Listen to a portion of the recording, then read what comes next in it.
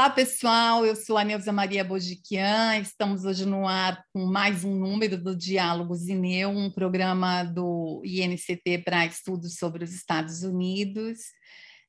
No episódio que foi ao ar há um mês, mais ou menos, nós contamos aqui com a presença do professor Marco Sepic, da Universidade Federal do Rio Grande do Sul, e discutimos com ele algumas questões sobre as relações entre Estados Unidos e China.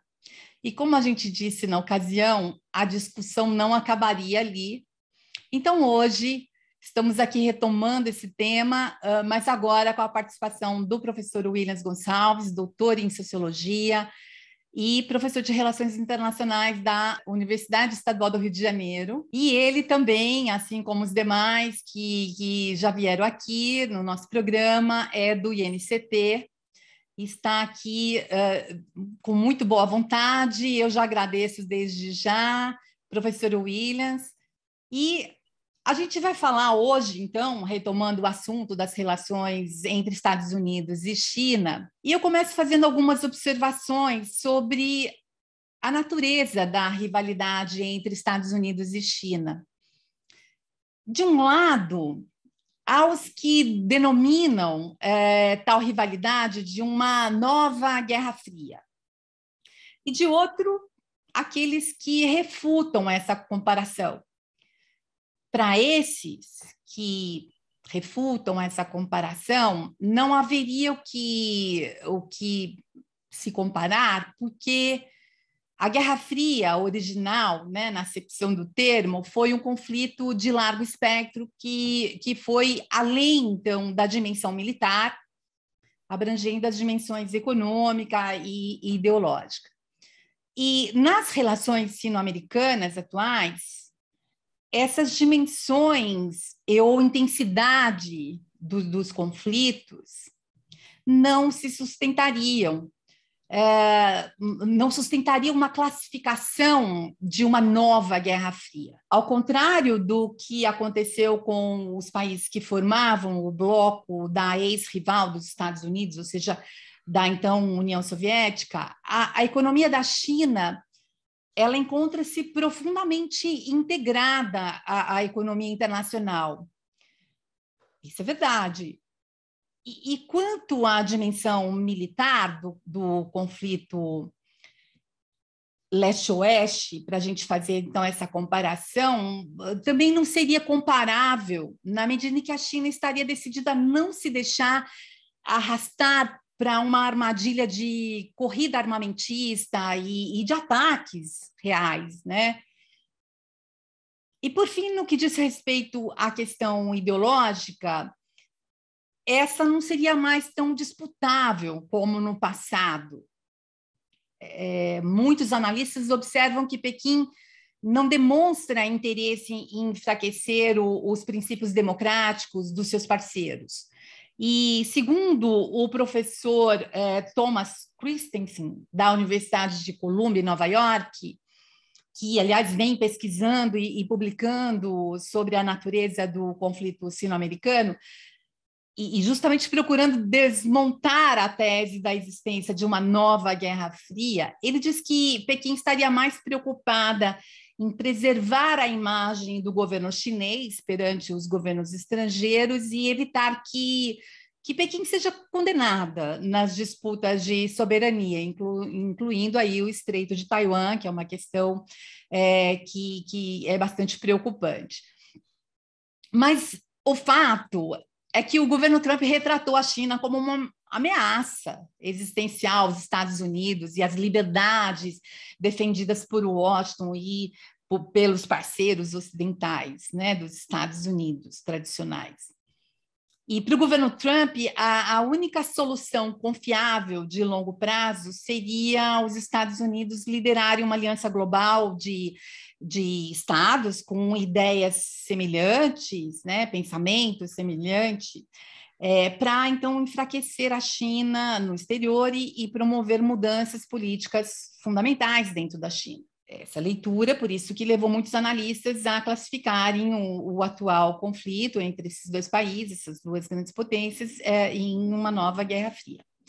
Então, professor Williams, eu lanço as seguintes perguntas. Os Estados Unidos estão em uma Segunda Guerra Fria? Se sim ou se não, se for o caso, se você se alinhar ao professor Thomas, como você caracterizaria a rivalidade e o desafio colocado pela China aos Estados Unidos? Bom, em primeiro lugar, antes de responder a sua pergunta, professora Neuza, eu quero agradecer imensamente esse gentil convite para participar dessa atividade, né?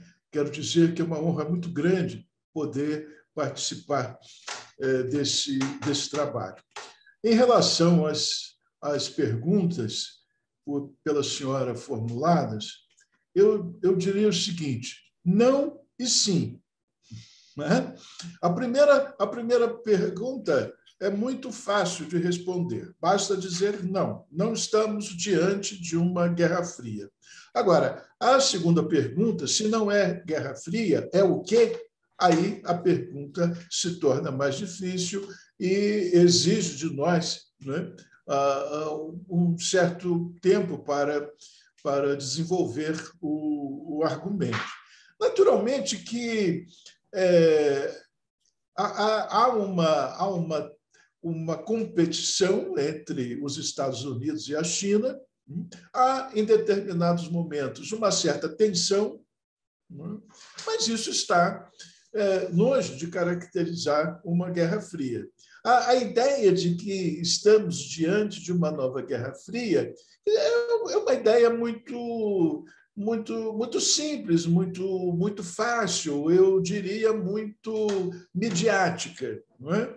Ela, vamos dizer, ajuda as pessoas a entender o que acontece. Mas, na verdade, nós temos uma situação muito mais complexa, não é?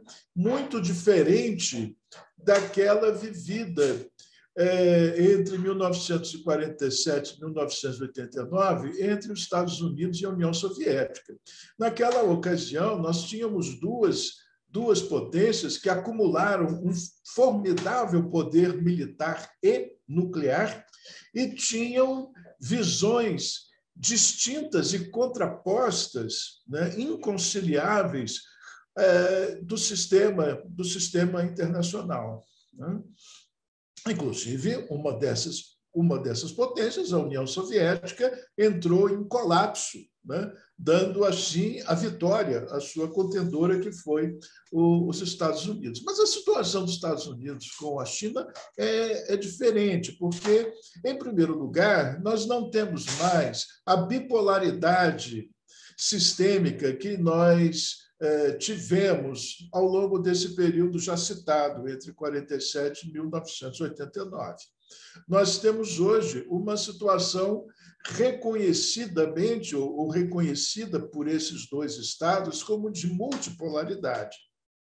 E é uma multipolaridade complexa, porque também não é uma multipolaridade semelhante àquela que os europeus vivenciaram ao longo do século XIX, porque no século XIX, após o Congresso de Viena, a multipolaridade ela era homogênea, ela reunia estados europeus que participavam da mesma cultura política, da mesma cultura diplomática e visavam alcançar os mesmos objetivos. Hoje, não. A multipolaridade ela não é europeia, né? Ela é global, o que significa que os polos de poder têm características culturais, étnicas completamente diferentes. Não é? Então, essa multipolaridade de hoje é uma multipolaridade muito mais complexa do que aquela do século XIX. E depois, não podemos dizer também que haja uma incompatibilidade completa entre o sistema norte-americano e o sistema chinês. Não é? Tanto assim né, que há uma relação econômica entre essas duas potências muito intensa. afinal, a China, né, ela foi inserida no sistema internacional pelos Estados Unidos. Isso aconteceu no início da década de 70 com a diplomacia do ping-pong iniciada pelo presidente Richard Nixon e o seu secretário Henry Kissinger. Naquela altura, os norte-americanos foram operar uma separação ou aprofundar, né, a rivalidade existente entre China e União Soviética. E, para isso, os Estados Unidos atraíram a China, atraíram para o diálogo, retiraram o veto do ingresso da China nas Nações Unidas, e a China ocupou o lugar na ONU, no Conselho de Segurança, que antes era ocupado por Taiwan. De modo que, se a China hoje é uma peça importantíssima, fundamental no tabuleiro político internacional, isso se deve, em grande medida, à iniciativa dos Estados Unidos nos anos 70, que abriu as portas para a China sair do seu isolamento, né? E, inclusive, oferecendo à China a condição de nação mais favorecida no comércio, não é? E mais uma coisa, né?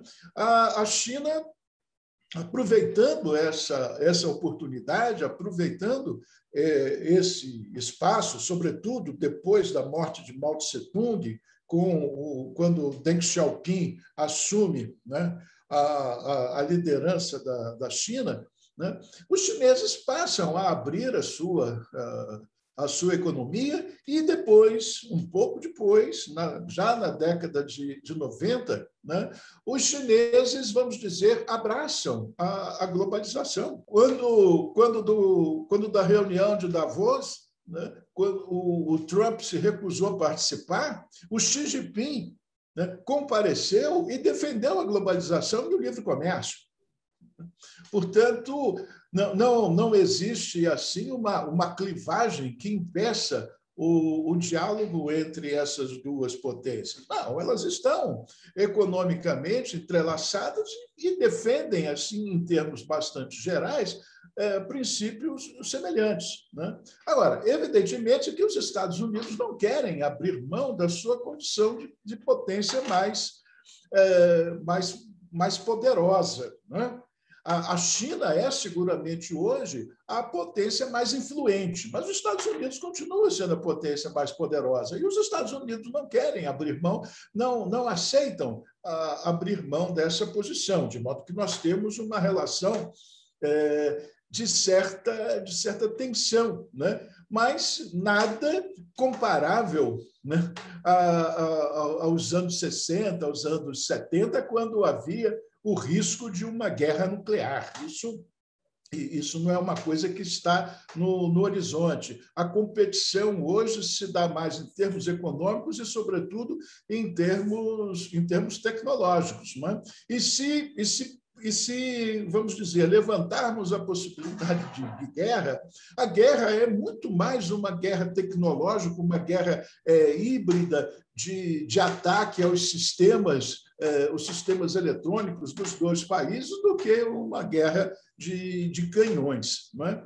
Agora, voltando à pergunta, para concluir a minha resposta, qual é, portanto, a natureza do sistema internacional hoje e como podemos caracterizar as relações China-Estados Unidos? Isso é uma questão aberta, né? Esse é um desafio que se oferece aos estudiosos das relações internacionais. Nós estamos diante de um sistema internacional inédito, que traz algumas semelhanças com o passado, mas não é uma reprodução do passado. É uma coisa nova, é uma coisa nova que está se consolidando. Muito bem. Você menciona essa ideia de as relações econômicas, toda a inserção internacional da China é um fato, né? E essa integração das cadeias produtivas, elas são realmente muito profundas, né? E aí isso não acontece só entre os Estados Unidos e a China, mas entre, né, você falou, é global, quer dizer, entre outros atores, outras economias industrializadas, né, ou mesmo outros países em desenvolvimento, né, potências emergentes e tal. E a orientação política do Biden, do governo Biden para a China, ela parece estar fundamentada na reconstrução das relações que foram muito desgastadas com esses tradicionais aliados e parceiros dos Estados Unidos. Nós devemos lembrar que o governo Trump, além da sua diplomacia abrasiva, né, de um modo geral, arquitetou aí pelo menos 2 novas fontes de atrito com os aliados, né, as disputas comerciais contra Coreia, Japão e União Europeia, e mesmo, enfim, Brasil entrou nessa, Canadá, mas eu estou dizendo desses aliados, né? Esses tradicionais e que são parceiros aí importantes nessa relação conflituosa com a China. E disputas particularmente contenciosas em relação à divisão dos encargos dentro das alianças dos Estados Unidos, por exemplo, a organização do Tratado do Atlântico Norte, a OTAN, né? Muitos desses aliados compartilham das preocupações dos Estados Unidos sobre a China, tanto em termos da política externa chinesa, como em termos das práticas econômicas chinesas, as quais são recorrentemente chamadas de injustas, né? O comércio injusto é um termo presente na política comercial dos Estados Unidos, assim como também aparece na política, na orientação de política comercial da União Europeia, né? Mas nota-se muito pragmatismo por parte desses aliados, né? A Comissão Europeia chegou a chamar a China de rival sistêmico, que promove formas alternativas de governança. Mas no documento de estratégia da Comissão Europeia está escrito, está registrado que a necessidade de cooperação e integração econômica com Pequim, né, ela existe e até mesmo a possibilidade de uma parceria estratégica, né? Ou seja, que seria essa relação uma parceria estratégica. E, para além do planejamento estratégico, no final de dezembro de 2020, a União Europeia concluiu aquele acordo, aquele tratado bilateral de investimentos, de regras sobre investimentos, que deve aí conectar as economias europeias ainda mais próximas da China no futuro, né? Pelo menos essa o que se vislumbra, né, com esse acordo. Então, não é uma guerra fria, né? Porque a gente está vendo que existem esses movimentos de aproximação. Então, diante disso, parece pouco provável uma abordagem do governo Biden do tipo ultimato, né, aos aliados e parceiros com o objetivo de sufocar a China, como aconteceu na Guerra Fria original. Você concorda com isso? Bom, por tudo o que a senhora expôs, não é? Fica muito claro, e eu corroboro perfeitamente essa ideia, né, que a China, como eu disse anteriormente, é um adversário, né, é uma adversária diferente, né, diferente do que foi a União Soviética no período da bipolaridade e da Guerra Fria. E os Estados Unidos têm muita dificuldade em se haver com essa diferença. O governo Trump, o Donald Trump, ele tinha uma visão, vamos dizer, muito peculiar das relações internacionais. O Trump tinha uma visão do comerciante, ou podemos até mesmo dizer a visão do senso comum, não é? O Trump via a China como uma competidora no plano da economia. E o Trump estava comprometido a obter a maior vantagem possível para os Estados Unidos em todas as dimensões. Aí a ideia do American First. O Trump não tinha no seu projeto nenhuma sofisticação geopolítica, nada disso, ele não estava preocupado com isso. Inclusive, desprezava isso, porque ele disse que toda essa sofisticação do pensamento político, do pensamento geopolítico, havia levado os Estados Unidos a participar de guerras desastrosas. Inclusive, foi ele que iniciou o processo que resultou agora na retirada dos Estados Unidos do Afeganistão. Ele prometeu aos seus eleitores que não faria guerra, e não fez, porque era um problema político para ele, porque nós sabemos que a indústria armamentista dos Estados Unidos é uma parte importante da economia dos Estados Unidos, não é? A gente, de um modo geral, as pessoas, de um modo geral, tendem a fazer uma crítica, vamos dizer, moral, né, da guerra, considerando a guerra uma coisa má, perversa, etc. e tal. Mas acontece que a guerra é a preparação para a guerra, e a guerra é uma parte importante daquilo que o presidente norte-americano Eisenhower, né, chamou de complexo industrial militar quando ele encerrou o mandato dele no final dos anos 50. Né? E o Trump desprezou isso, porque o Trump adotava a ideia do senso comum, segundo o qual não havia nenhuma necessidade de os Estados Unidos participar de guerras em lugares que os norte-americanos sequer conseguiam apontar no mapa. Né? Então, a ideia dele é de que os Estados Unidos deviam obter a maior vantagem possível sobre os chineses. Então, ele procurou elevar as tarifas sobre os produtos importados da China, fez aquilo que na época se chamou de guerra comercial e tal. Né? Evidentemente que o Joe Biden não compartilha dessas ideias. O Joe Biden é do Partido Democrata, ele é muito mais integrado ao establishment norte-americano do que o Trump. O Trump, pode-se dizer, caiu de paraquedas, né, nesse círculo. O Joe Biden não. O Joe Biden é produto do establishment norte-americano, está vinculado ao Pentágono, aos serviços de segurança, tudo isso. Mas tem dificuldades de lidar com a China, porque como foi já há bastante tempo apontado pelo conselheiro Henry Kissinger, né, do seu livro sobre a China, a China tem uma característica diferente. Né? O Kissinger, para simplificar isso, ele diz, olha, o jogo de inteligência típico do Ocidente é o xadrez.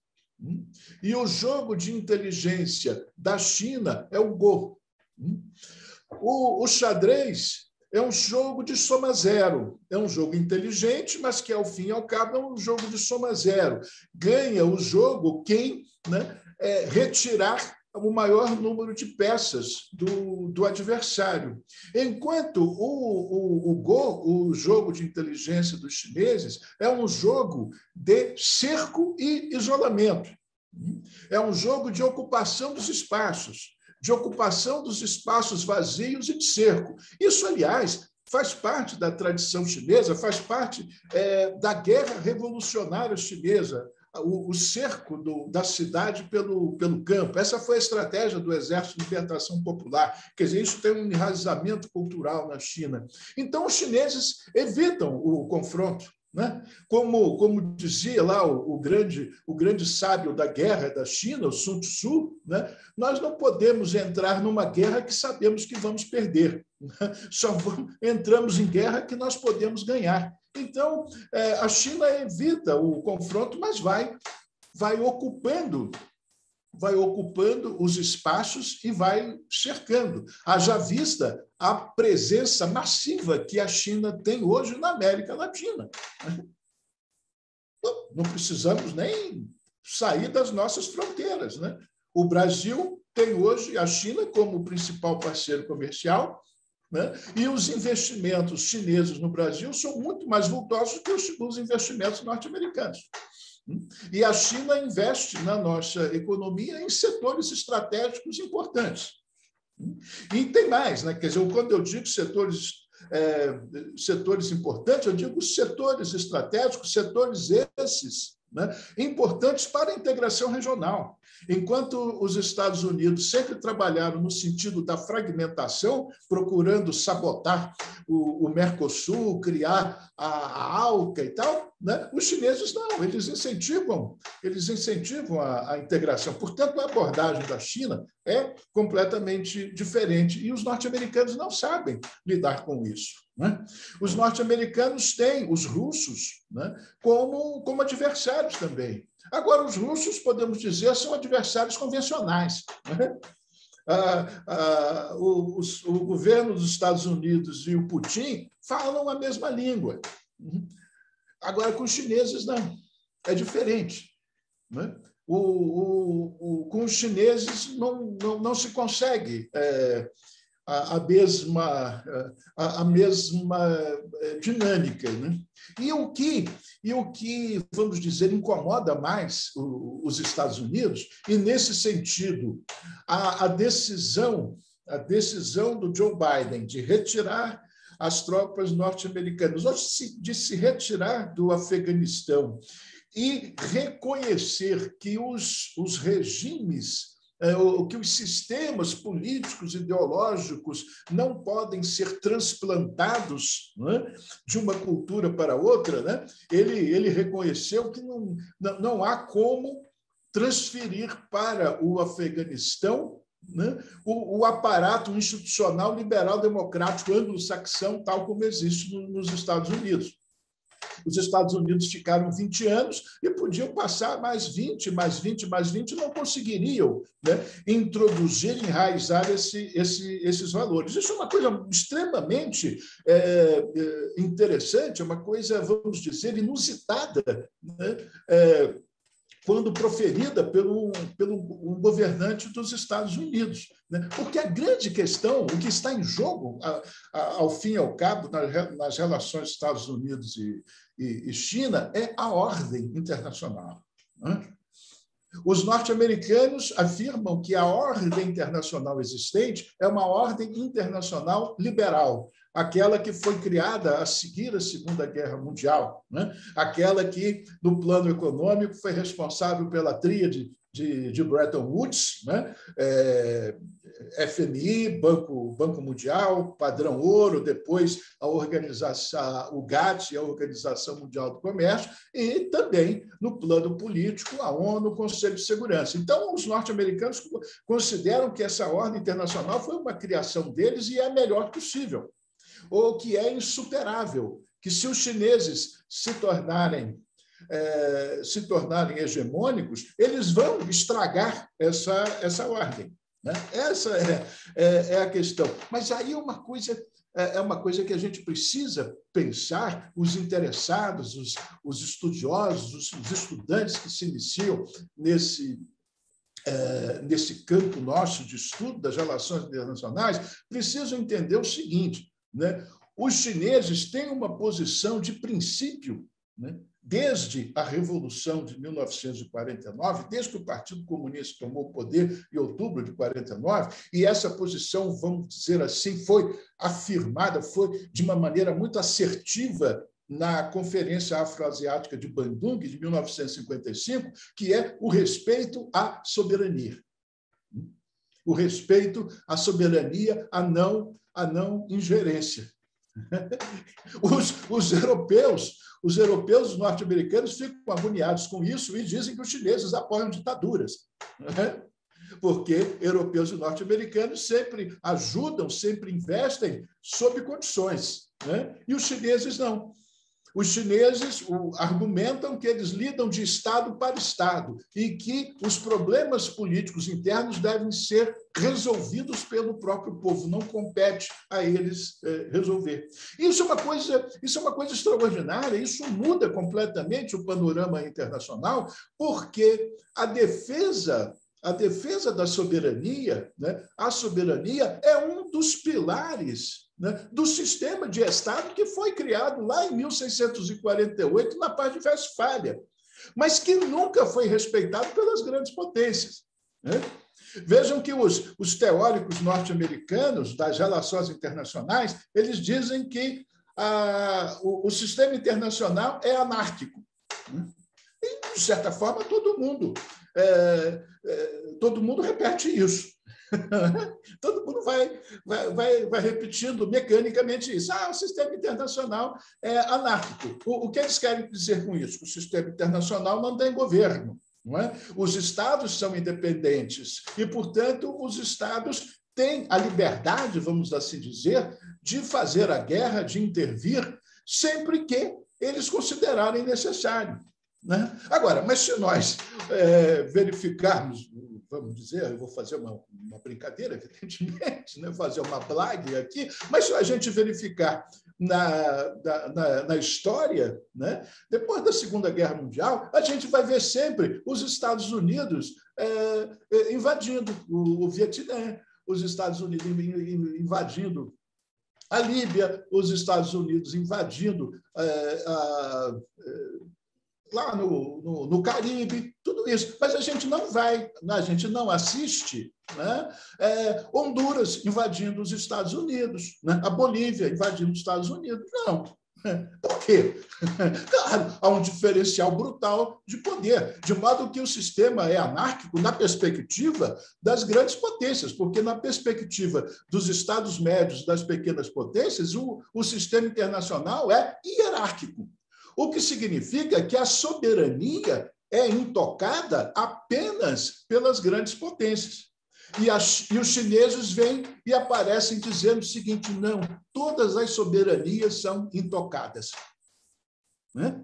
Os problemas políticos devem ser resolvidos pelos povos, pelos próprios povos. É o que eles estão fazendo no Afeganistão, né? Estão dispostos a colaborar economicamente. É claro que eles têm interesses econômicos importantes, não é? Mas eles dizem: apoiamos o Talibã para que o Talibã organize a nação afegã e dê estabilidade política. Mas isso é um problema deles, nós vamos apoiar essa iniciativa, né? Quer dizer, portanto, é isso que os norte-americanos temem, né? Porque os chineses se apresentam como uma potência que respeitam a soberania e jogam exclusivamente no campo da economia. É claro, são interessados na globalização, investem em toda parte, estão construindo uma rede mundial para atender suas necessidades comerciais, suas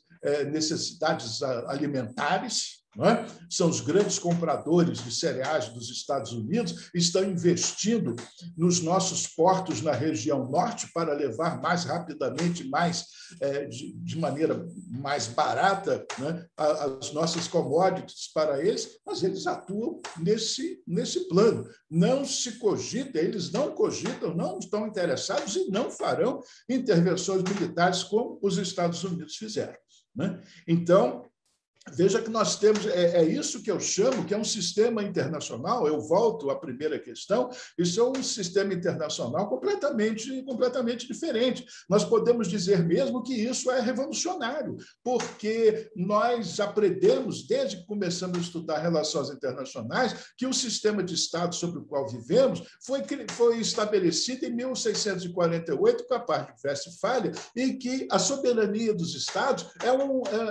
é fundamental, mas, na verdade, a soberania sempre foi desrespeitada. E agora aparece uma grande potência dizendo: não, nós respeitamos e vamos continuar respeitando. Bom, professor William, a gente já tem que ir parando por aqui, nosso tempo está se esgotando. Então, é isso, pessoal. Por hoje é só. E em nome da nossa equipe aqui do Diálogos, eu agradeço muito ao professor Williams Gonçalves e a todos que nos acompanham aqui no canal e nas redes do INCT INEU e do OPEU também. Como sempre, se vocês gostaram desta programação, deixem então um like para a gente, compartilhem o vídeo e continuem com a gente. Nossa próxima programação irá ao ar no dia 23 de setembro, então eu peço para vocês continuarem com a gente e nos apoiarem. Não deixem de assistir a próxima programação também, tá bom? A gente se vê.